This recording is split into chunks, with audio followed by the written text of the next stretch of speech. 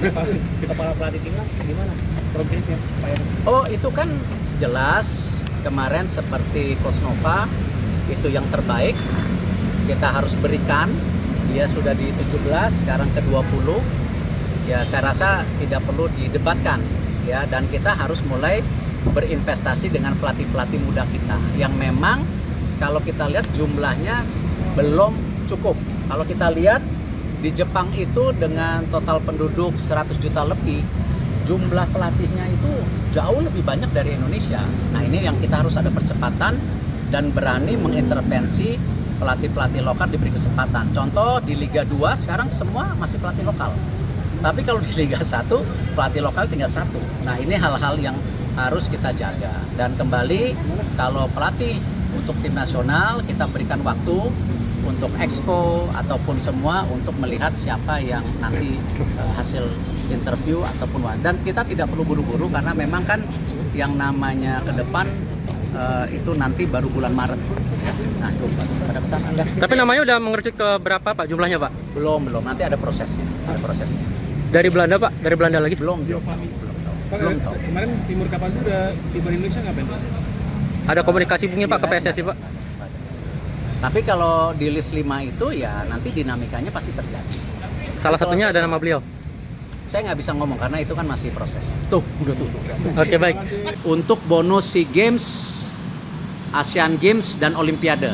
Saya yang ini angkanya belum boleh karena saya mesti konsultasi dulu dengan Kemenkyu karena ini kan kita mesti bikin rencana besar daripada anggaran negara.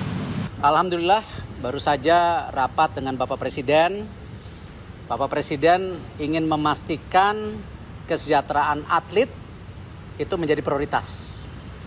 Ada 3 hal yang beliau minta saya tindak lanjuti. Satu mengenai beasiswa atlet LPDP untuk benar-benar nanti dialokasikan seperti apa. Lalu juga atlet-atlet yang memang berprestasi bisa juga diberi kesempatan tadi apakah masuk menjadi ASN atau TNI Polri. Nanti kita coba karirnya. Tetapi juga Pak Presiden juga sedang mereview nanti untuk bonus SEA Games, Asian Games dan Olimpiade. Saya yang ini angkanya belum boleh karena saya mesti konsultasi dulu dengan Kemenkyu karena ini kan kita mesti bikin rencana besar daripada anggaran negara. Lalu Bapak Presiden juga sudah memutuskan nanti ada payung hukumnya, kita akan fokus di 21 cabang olahraga untuk menuju Olimpiade di mana SEA Games dan Asian Games sebagai bagian sasaran antara.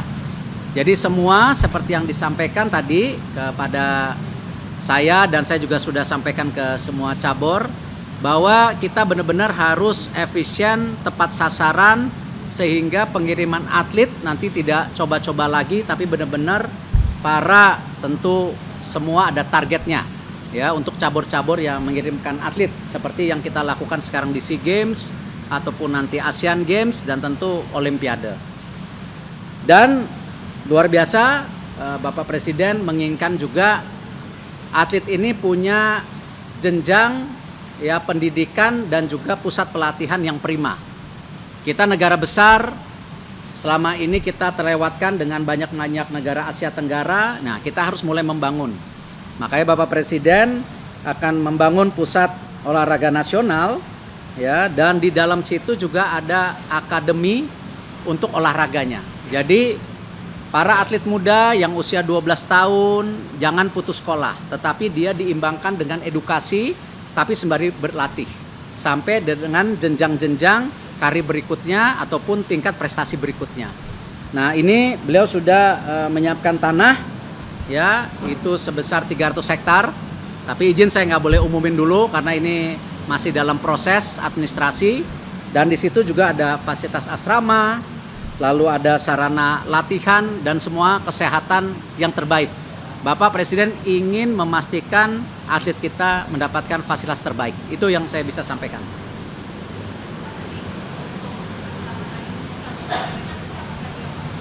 Tadi kan payungnya 21 cabang olahraga. Kalau yang akademi dia kan tentu punya asrama sendiri seperti sekolah unggulan atau Taruna Nusantara atau sekolah Garuda itu seperti itu, tapi ini memang lebih fokus kepada olahraganya nanti gitu. Pak, memang untuk atlet sendiri dalam datanya banyak kan sekarang tuh lulusan apa aja sih Pak, dan urgensi dari Pak Presiden memperhatikan hal ini apa Pak? Ya variatif, karena kan kita tahu atlet ini pengorbanannya luar biasa. Meninggalkan keluarganya, mohon maaf kadang-kadang meninggalkan sekolah. Nah ini yang kita harus pastikan jenjang karir mereka baik sesudah atau saat itu tidak boleh terputus. Salah satunya tadi mengenai program LPDP yang Bapak Presiden ingin luncurkan untuk olahraga. Ini luar biasa dan kami juga masih juga menggodok yang pernah saya sampaikan tentu dana pensiun atlet yang Bapak Presiden minta, tapi ini masih mungkin proses 1-2 tahun. Tapi ini yang program yang harus dikejar saya untuk 1 tahun ke depan. Kenapa? Gini, sentra-sentra itu di provinsi harus ada nanti. Kita akan selaraskan. Ya, saya rasa paling tidak Indonesia dengan 38 provinsi ini mesti ada 6-8 sentra juga. Ya, yang memang kita harus dukung atlet-atlet di daerahnya sendiri. Nah, ini yang kita akan sinergikan. Jadi ada yang jenjangnya nasional dan internasional, tapi juga ada pembibitan yang memang dari daerahnya masing-masing. Nah ini kita harus rapikan, ini sejalan nanti bagaimana PON ke depan. Jadi memang salah satunya usulan kalau bisa PON ke depan itu bersamaan dengan SEA Games. Ya, jadi pas, jangan PON dengan Olimpiade. Karena sekarang tertingginya ini Olimpiade, Asian Games atau SEA Games sebagai sasaran antara. Ini yang nanti kita coba perbaikin diskusi dengan tentu baik KONI ataupun dengan para cabang olahraga lainnya gitu. Masih dalam proses. Pak, nanti pusat pelatihannya itu akan seperti Korea Selatan gitu Pak, misalkan mau Olimpik terus akan nanti terpusat di situ atau dipakai berkala? Bapak Presiden menginginkan tentu sebuah sistem pembinaan yang konsisten dan jangka panjang. Kita memang bicara 2028. Tapi kan Olimpiade itu ada 2032, 2036 yang mungkin atletnya masih ya di kelompok umur. Nah, inilah kenapa Bapak Presiden juga ya kemarin saya sempat benchmarking ke Inggris, diminta Bapak Presiden, kayak di Inggris itu pemerintah Inggris punya dana alokasi buat cabang unggulan. Ya, angkanya juga saya nggak usah sebutin, nanti Google sendiri, angka yang luar biasa. Kenapa? Kita bisa lihat Olimpiade itu dulu awalnya Inggris hanya 2 emas, sekarang banyak sekali emasnya. Nah memang kalau kita lihat selalu Bapak Presiden bilang kalau kita ingin melihat negara yang maju ke depan, yaitu kan tadi ada 3. 1, memang ekonominya tumbuh. Kedua, tentu pertahanannya yang baik. Yang ketiga, ya olahraganya masuk dalam kategori yang berprestasi. Nah disinilah Bapak Presiden ingin ada kesinambungan. Makanya nanti salah satunya ada program khusus buat atlet-atlet elit ini untuk berprestasi. Apakah di luar negeri, apakah di dalam negeri, ataupun kita membiayai di berbagai turnamen yang memang sesuai dengan garis besar daripada olahraga ke depan. Dan itulah tadi saya sampaikan ke Bapak Presiden, tentu DBON yang sudah ada, nanti kita juga revisi sedikit ya. Karena nanti ada promdek, kita juga nggak mau nanti 21 cabur ini berleha-leha karena udah masuk, ya tidak memikirkan prestasi, hanya budget saja.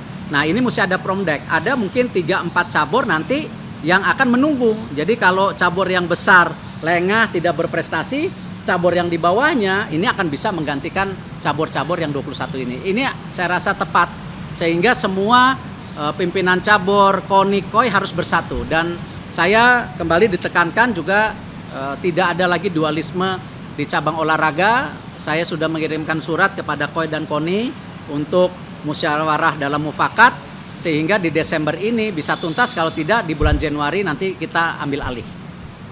Pak, terkait dengan cabur sepak bola SEA Games Pak, ini sebagai apa? Sebagai apa dulu? Sebagai apa nih? khususnya ke federasi gitu Pak. Nah, kalau federasi saya copot ini dulu.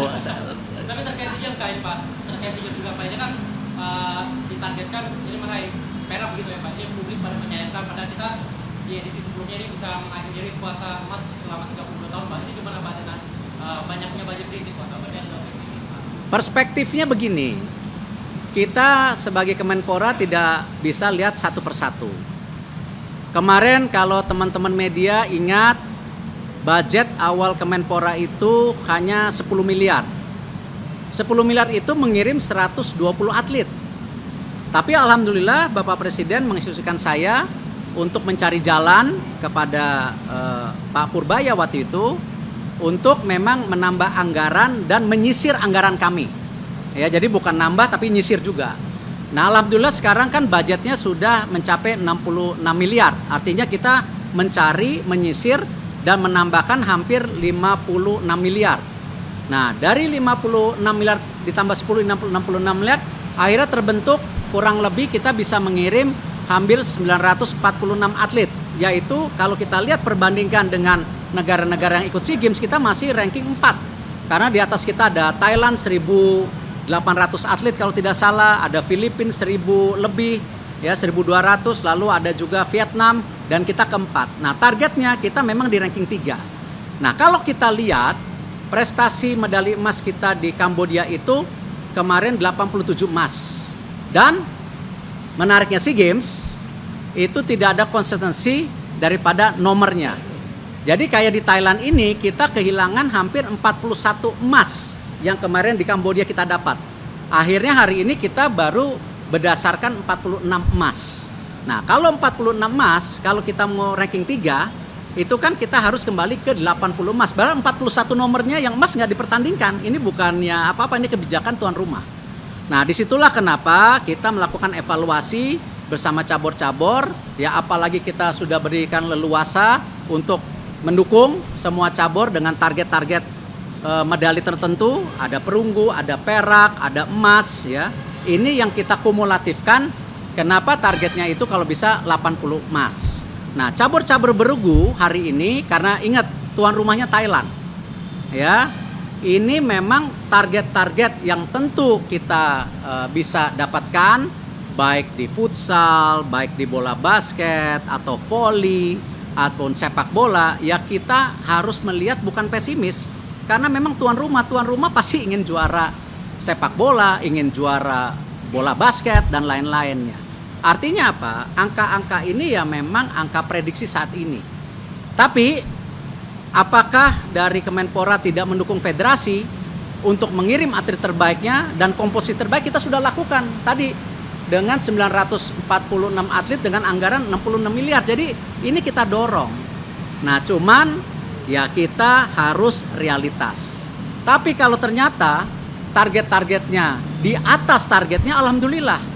Tapi ini juga sama cabur-cabur yang targetnya hiperbol, ya, yang mestinya perunggu janjinya emas. Ini juga sebagai evaluasi untuk SEA Games 2027, Asian Games, dan kedepannya Olimpiade. Jadi itu yang saya bisa sampaikan. Jadi saya tidak bicara friksi atau bagian per bagian daripada cabur itu. 2 emas, maunya 4, gitu kan? Ini kan realita karena ada beberapa nomor sekarang seperti pelatih badminton yang kita tahu baik kan sekarang melatih Malaysia. Tapi dengan kemarin kita ada harapan pebulu tangkis muda kita juara di Australia, di mana ini kan jadi harapan. Jadi ya itulah dinamika olahraga yang memang cukup kompleks. Pak, mungkin terkait SEA Games ada instruksi khusus dari Presiden kepada para atlet, Pak? Nanti kita tunggu ketika Bapak Presiden melepas secara resmi, kita tunggu tanggalnya. Ya, insya Allah Bapak Presiden akan melepas secara resmi di Istana Merdeka, tapi kita tunggu tanggalnya. Cukup? Kalau enggak, kita minggir, kita lepas ini gitu. Mesti tertib. Saatnya Gen Z tentukan arah. Siap bersuara? Dialog inspiratif bersama narasumber terkemuka. Audisi calon jurnalis muda iNews. Live stage performance musisi tanah air. Dimeriahkan oleh, dipandu oleh. Jangan lewatkan iNews Media Group Campus Connect, Connecting Ideas, Inspiring Future.